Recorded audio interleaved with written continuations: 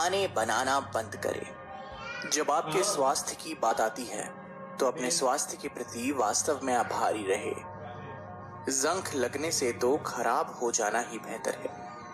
हम कभी कभी अपनी खुद की मस्तिष्क शक्ति को कम आंकते हैं और दूसरों को भी। ऐसा मत करिए। सोचने की क्षमता तथ्यों को याद रखने की क्षमता से बहुत अधिक है। बहाना बनाने की आदत को खत्म करें। कारण देखें कि आप क्यों सफल हो सकते हैं। सही रवैया और एक हाथ हर बार गलत रवैये और दो भुजाओं को हरा देगा। बहाने खोजने में समस्या यह है कि ये बुरी आदत आपको रोक सकती है, जिसका अर्थ है कि आप कभी भी अपने वित्तीय या जीवन के लक्ष्यों तक नहीं पहुंच सकते। सीधे शब्दों में कहे तो बहाने आपको वो जीवन जीने से रोकते हैं जो आप असल में जीना चाहते हैं। आप तो शुरू करने से पहले ही हार मान रहे हैं, पर आप जानना नहीं चाहेंगे कि कोई भी इंसान आखिर बहाने क्यों बनाता है। परिवर्तन पर विचार करते समय अनिश्चितता, आत्मसंदेह यानी कि सेल्फ डाउट और भय स्वाभाविक भावनाएं हैं, लेकिन कुछ के लिए ये भावनाएं उन्हें शुरू होने से बिल्कुल भी रोक सकती है। बहाने उन्हें कार्रवाई ना करने के बारे में बेहतर महसूस करा सकते हैं और हम जो चाहते हैं वो क्यों नहीं हो सकता कि कहानी बना सकते हैं और उन्हें इसके पीछे जाने से रोक सकते हैं। जबकि अगर आप उच्च भावुकता यानी कि हाई इमोशनैलिटी के स्थान पर होते हैं तो लोग अक्सर अपने मन में जो कुछ भी रखते हैं या सोचते हैं उसे कहने के बहाने के रूप में अपनी सच्चाई बोलने का उपयोग कर सकते हैं। सच्चाई यह है कि हमारे दिमाग हमेशा सटीक नहीं होते हैं या हमारे उच्चतम स्वयं के साथ संरेखण में नहीं होते हैं। कभी सत्य को अपने बहाने की तरह इस्तेमाल कर देखना, चीजें बहुत आसान हो जाएगी। सीधी बात यह है कि जो लोग अपना सारा समय दूसरों को दोष देने में या बहाने बनाने में व्यतीत करते हैं, उनके पास अपनी समस्याओं को हल करने और काम पूरा करने के लिए पर्याप्त समय होता ही नहीं। विजेता रास्ता खोजते हैं, हारने वाले बहाने ढूंढते हैं।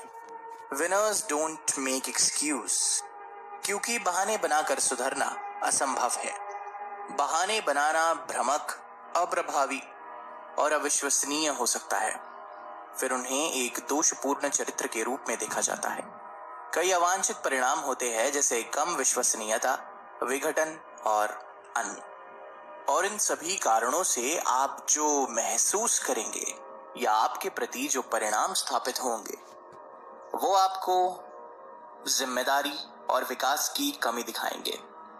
आत्मस्मीत विश्वास होगा, यानी कि खुद के ऊपर कम भरोसा करना, भारी पछतावा, जीवन में लगातार निराशावादी दृष्टिकोण, नेगेटिव पर्सपेक्टिव, बुरे फैसले, व्यामोह यानी कि पैरानोइया, आराम क्षेत्र को संकुचित करने वाली काल्पनिक दीवारें।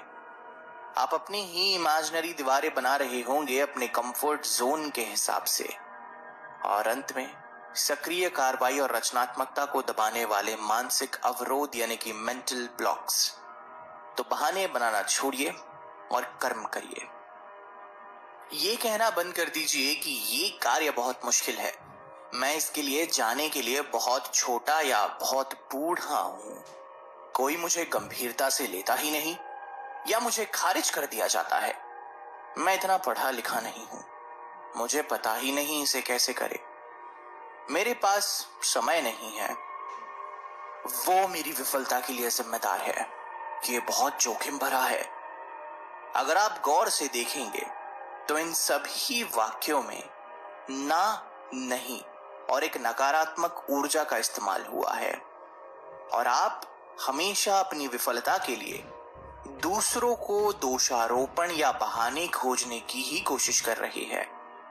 तो इससे उठकर अपने भीतर की आवाज को सुने। छोटे लक्ष्यों को बड़े लक्ष्य के मार्ग के रूप में निर्धारित करें। अगर दूसरों ने ऐसा किया है तो आप क्यों नहीं कर सकते, ये भावना उत्पन्न करें। मैं चाहता हूं ये कहना बंद कर मैं जरूर करूंगा ये कहना शुरू करें। अज्ञात के बारे में जाने और अपनी असफलताओं के लिए दूसरों को दोष देना बंद करें। अंततः कर्म कर, कर्म।